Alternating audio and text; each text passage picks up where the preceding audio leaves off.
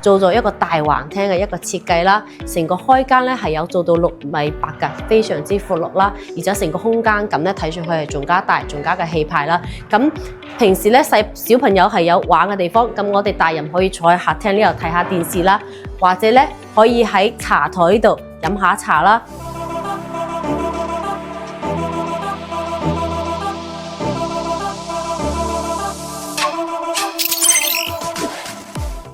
Hello， 大家好啊，我係細細。Hello， 大家好，我係 J 仔。咁今日咧，我哋嚟到咧華潤集團咧喺惠州大亞灣打造嘅呢個高端樓盤啦，叫潤溪花園嘅，係啦。佢聽講呢個樓盤咧，好似係同深圳一個華潤城咧係同一個檔次嘅，佢係一個價格穩，而且佢嘅品質係一流噶。咁提到潤溪花園咧，佢係徹頭徹尾由華潤集團操刀嘅一個樓盤。咩意思咧？除咗開發商係華潤集團之外咧，佢用嘅物業公司亦都係華潤集團旗下嘅潤家物業。咁相信大家對潤家物業呢個名應該係唔會感到陌生啦。係啦，由即係喺深圳潤家物業嘅口碑咧，用過嘅都所以可以話係有讚冇彈，數一數二嘅。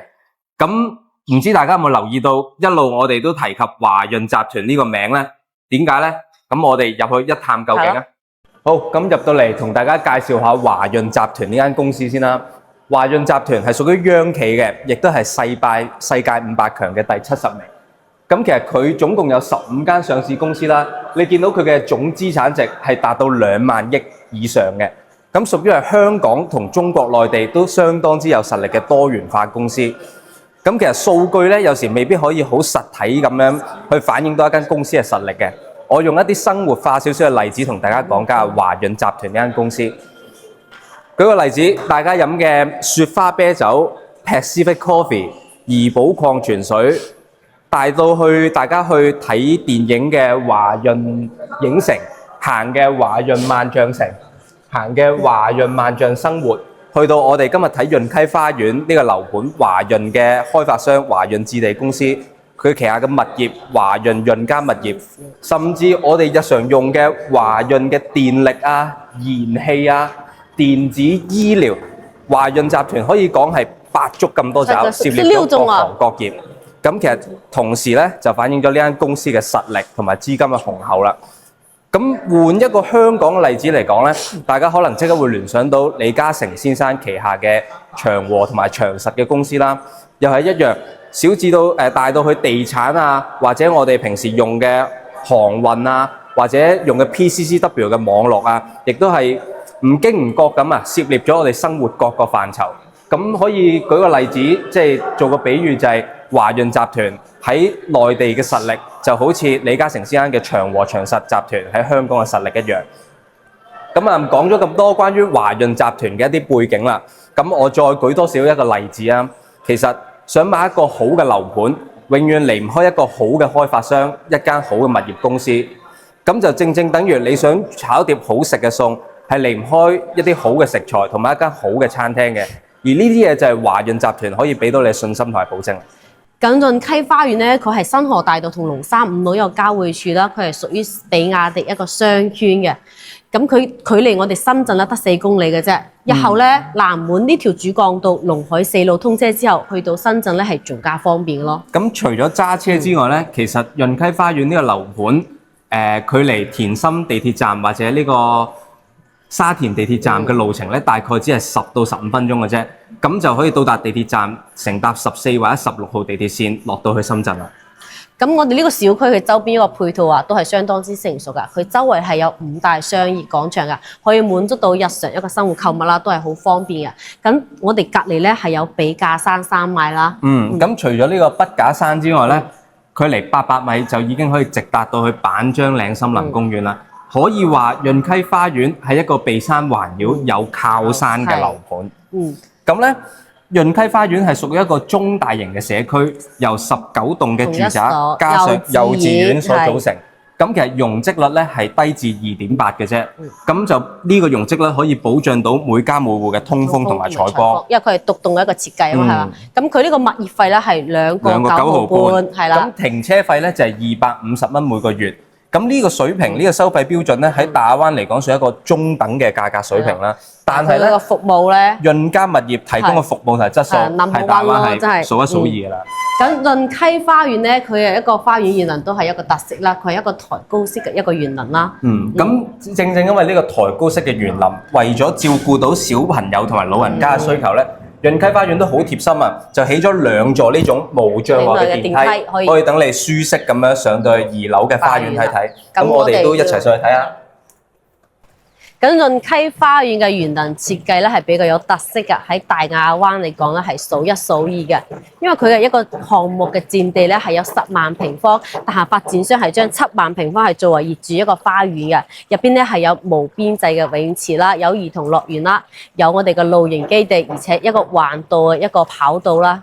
咁除咗頭先細細提及到嘅設施之外咧，潤溪花園仲設立咗一個室外嘅會客廳同埋一個園林氧吧，咁呢2個設施咧就可以俾潤溪花園嘅業主喺接待客人嘅時候，喺呢個綠化咁好、氧氣陽光充足嘅地方傾下偈、傾下生意，咁就盡顯到業主身份嘅尊貴。咁整體嚟講咧，潤溪花園成個戶外花園啊，係照顧到業主平時嘅生活需求、待客需求，所有配套非常之齊全。係咯。好，咁一齊嚟睇下呢個位於3樓82平方米嘅示範單位，2房2廳1衛。一入到嚟，一對厚實嘅大門，標配咗指紋密碼鎖啦已經。然之後攝影師可以跟我過嚟睇下，門後面預留咗空間俾你做一個到頂嘅鞋櫃，作一啲收納。然之後再嚟睇睇廚房，一對厚實嘅玻璃趟門，阻隔油煙啦。然之後開發商喺廚房做咗一個 U 型嘅設計。呢一個空位預留咗空間俾你擺一部雙開門嘅雪櫃，係絕對夠晒位嘅。然之後標配嘅爐具、抽油煙機用嘅都係方太大牌子，水槽包括都係樂家牌子嘅水槽。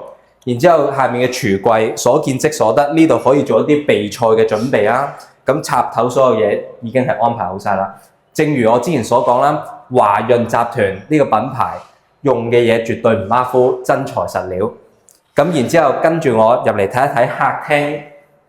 咁入嚟咧就係我哋餐廳同客廳嘅位置啦，可以睇到我哋餐廳客廳嘅位置係一樣咁闊，都係做到3.4米嘅一個開間嘅。咁我哋餐廳呢個位置咧，後期呢度放張6人台嘅一個餐台啦，完全都係空間係夠用噶。咁我哋睇下我哋客廳呢個位啦，放張梳化，放個茶幾，對面再放張電視櫃啦。呢個空間咧都係好闊落噶。咁從餐廳呢個位置出到去連住嘅係我哋一個朝南向嘅一個陽台啦。好，咁一齊嚟睇睇呢個露台。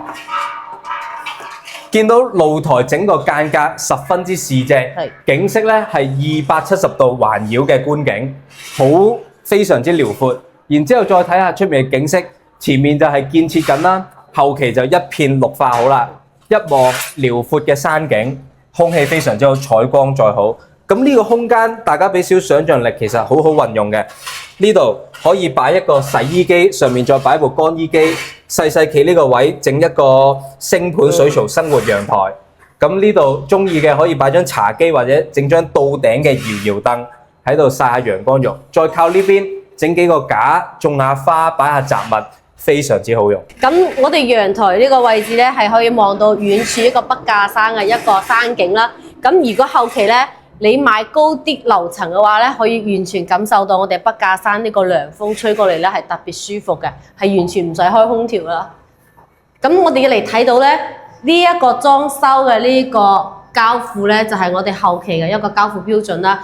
而且可以睇到呢個天花都係有㗎。咁重點值得講嘅係華潤咧，佢有一個水管咧行嘅係行天花，而唔係行我哋瓷磚下邊啦。好少有發展商係會做到咁樣一個設計，因為呢個成本係特別係高成本嘅。因為我哋嘅華潤集團咧，始終係為我哋業主考慮到咧後期嘅一個維修嘅一個方便啦，所以落咗重本去裝修㗎。咁我哋再嚟到睇下呢個休息區啦。休息區係有3間房嘅，先睇下對面呢一個公廁。咁先睇睇呢個客廁啦，做咗個3段式乾濕分離，到時呢度交付會有一對玻璃趟門。咁然之後第2段嘅隔離啦。咁其實呢個好處係啲咩咧？首先去廁所就唔單唔理洗手，然之後隔住咗氣味，衞生問題更加好咧，亦都更加有私隱性。咁亦都係而家主流嘅5星級酒店會採取嘅設計嚟嘅。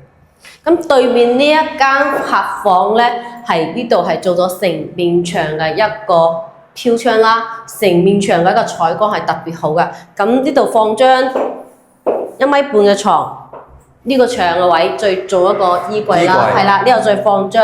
再夠位放張電腦台添，都夠嘅。其實空間呢個空間係好實用㗎。咁到時咧，交付其實採光亦都會非常好嘅。咁只不過開發商費事刺眼，暫時就裝咗啲磨砂貼紙啫。可以話呢個，而且我哋呢個玻璃係做咗一個中空嘅雙層中空玻璃啦，隔音非常之好。咁對面呢一間房咧，一個陽光房咧，係贈送一半嘅面積嘅。後期咧係需要我哋自己去做一個封窗嘅玻璃啦。咁可以睇到呢個360度嘅一個環繞式景觀啊！咁其實呢個咧就屬於一個多用途嘅房間，視乎你自己點設計同埋你屋企人數多唔多。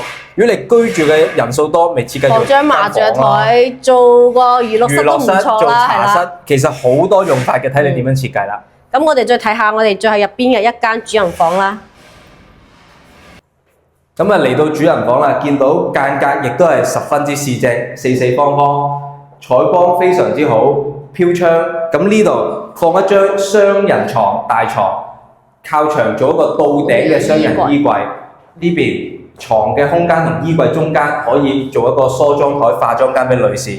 其實82個平方可以話做到3個房間都唔細，而且我哋嘅餐廳、客廳都係咁附近好少啊，因為佢係非常之實用咯。係屬於實用型嘅戶型。對，咁呢一個戶型咧，我哋嘅一個價錢係去到咧大概係1萬蚊左右㗎，即係話我哋首期就係需要俾個12到13萬，每個月咧係供3000零蚊，就可以直接搬入嚟住啦。咁依家我哋嚟睇嘅啦係95個平方，做到3個房間、2個廳、2個洗手間，一個戶型啦。入門嘅左手邊咧，我哋可以睇到門後尾咧係同我哋預留咗一個玄關嘅位啦，後期係可以作為一排一個鞋櫃啦。右手邊咧係我哋一個廚房嘅位置啦，做咗 U 型嘅一個設計啦。呢個設計係相當唔錯㗎，佢咧係做咗一個半開放式嘅一個設計，可以睇到我哋呢個門都係可以關落嚟。呢度鋁合金聯動門咧，睇到好特別，設計下面冇軌道嘅，咁啊睇落非常之美觀啦。煮緊飯油煙大嘅時候閂埋佢，煮好啦傳菜出嚟，唔使經廚房繞過嚟，喺呢度直接傳出嚟餐廳位。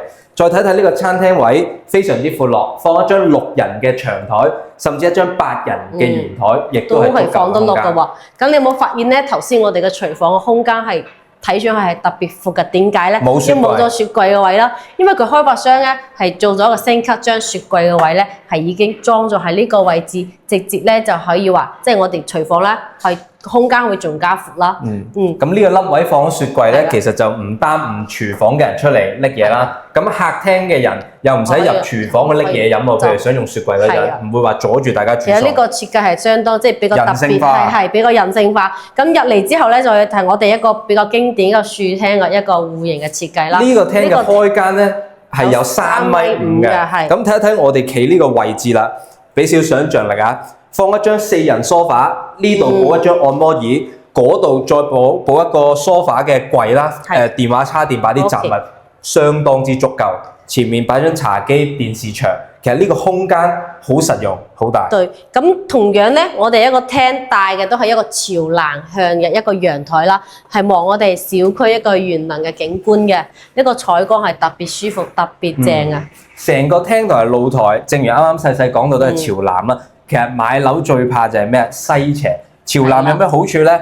冬暖夏涼，特別係冬天啊，太陽曬入嚟，由朝曬到晚嘅，啲衫都唔會有霉味。咁我哋嚟到休息區啦，去睇下佢有3間房嘅，2個洗手間。我哋先嚟睇下呢一個客廁啦。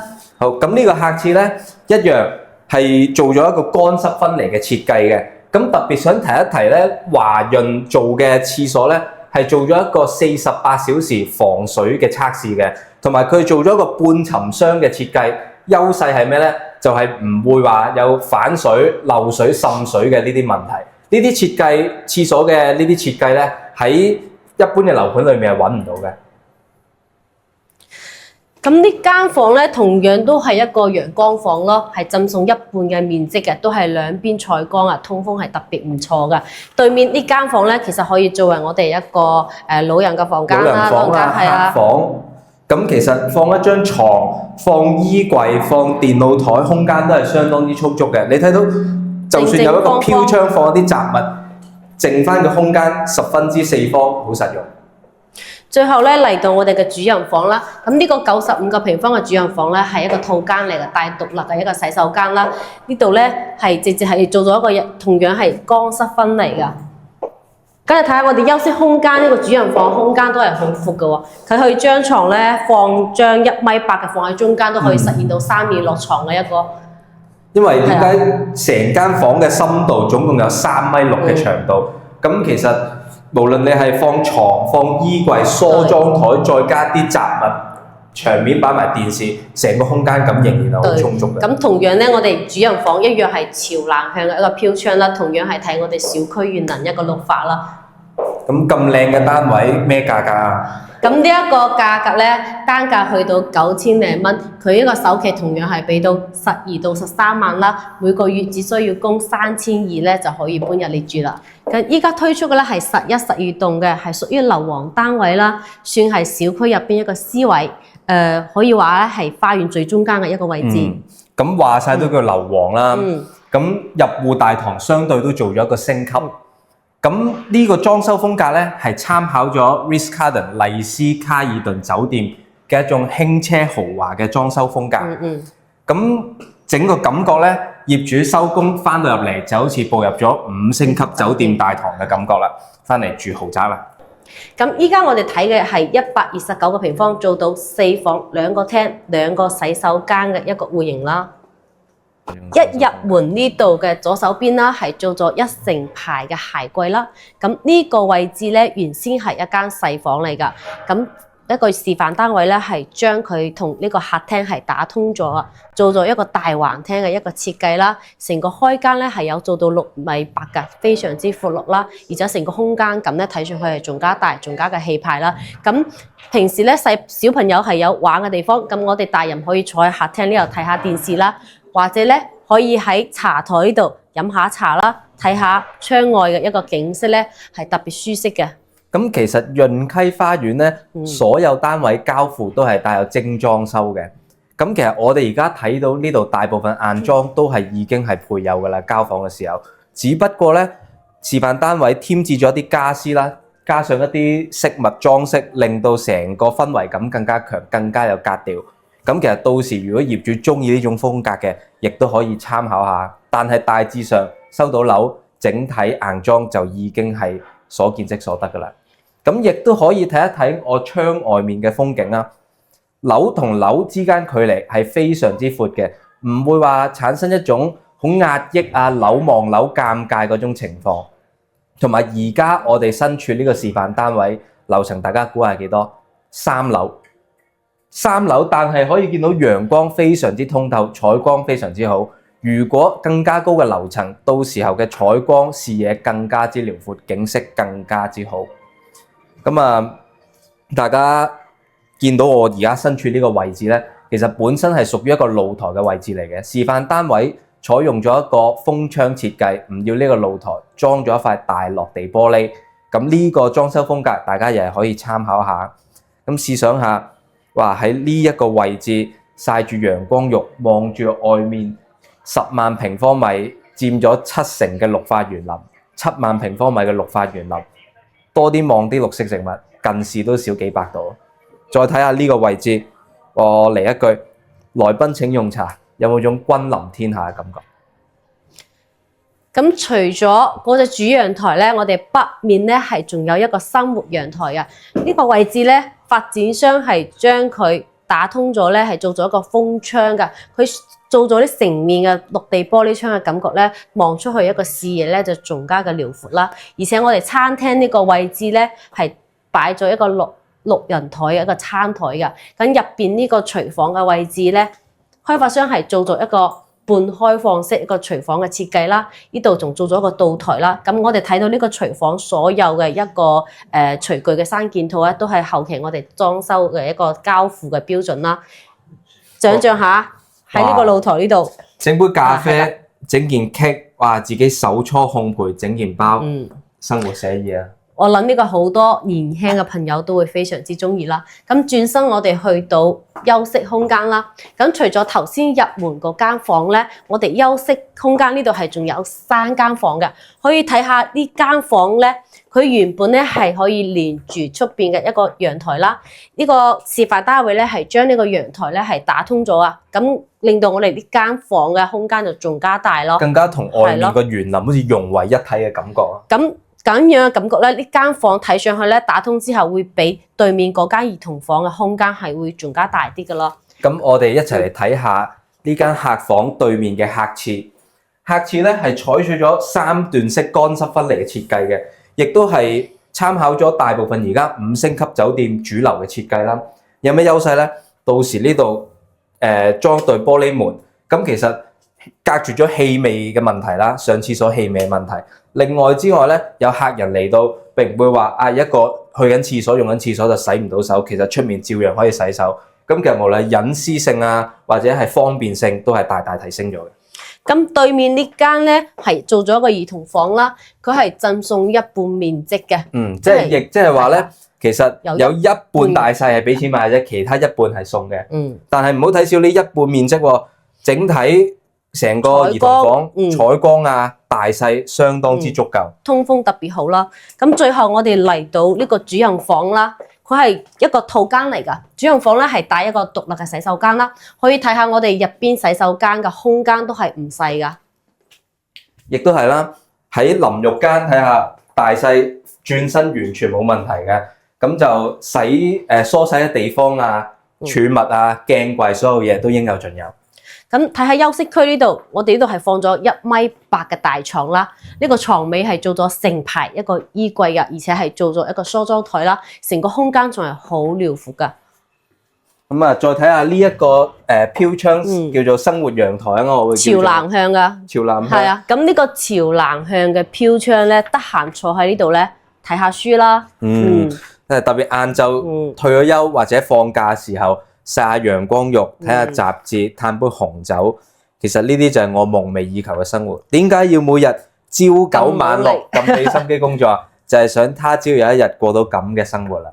咁呢個單位嘅價錢咧係1.1萬左右啦，佢嘅首期俾到21萬左右啦，每個月供5000零蚊咧就可以搬入嚟住啦。 5000零蚊你就可以擁有我夢寐以求嘅生活啦。咁呢個樓盤嘅品質咧係得到大家認可嘅。喺依家樓市咁激烈競爭嘅環境下咧，有華人咧始終係重視我哋業主嘅一個需求同埋佢嘅一個體驗感嘅。裝修咧就係真係落咗重本嘅，1分錢1分貨啦。物業咧係特別有保障嘅，所以佢嘅價格咧係特別保值嘅。咁視頻就嚟到最後啦，視頻上面有2個 QR code，大家可以透過手機添加我哋嘅 WhatsApp 或者 WeChat 帳號，又或者直接打電話聯絡細細或者我哋喺全惠州公司都有做代理嘅。咁如果大家對於我哋講嘅有興趣，或者想關注惠州樓市，聯絡我哋可以揸車到深圳各大關口接送大家嚟到惠州睇更加多嘅樓盤，為大家爭取最大力度嘅優惠，以最少嘅價錢買到最高質素、最有性價比嘅樓宇。咁如果覺得我哋講得唔錯嘅，麻煩大家幫忙點個關注 ，subscribe 我哋嘅 channel， 可以持續了解到惠州嘅樓市最新消息。咁多謝大家對我哋嘅支持啦！如果覺得我哋講得唔錯嘅話咧，可以俾個 like 我哋啦，幫我哋點個讚啦。咁我哋今期節目就差唔多啦，下一期同大家再見，拜拜。